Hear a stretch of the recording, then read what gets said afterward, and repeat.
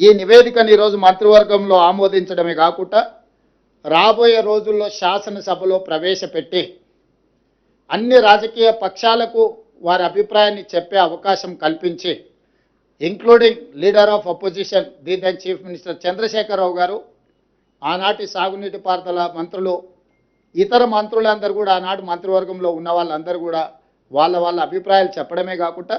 చట్టసభలలో, శాసనసభలో కావచ్చు, శాసన మండలిలో కావచ్చు, ప్రజాప్రతినిధులు స్పష్టంగా ఈ నివేదిక పట్ల ఒక అవగాహన తెచ్చుకోవడమే కాకుండా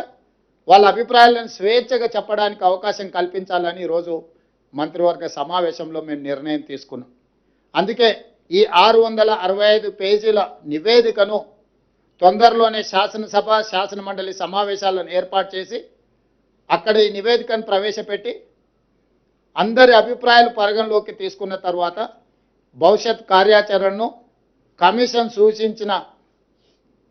సూచనలను అమలు చేయడానికి ప్రభుత్వం ముందుకు వెళ్తుంది.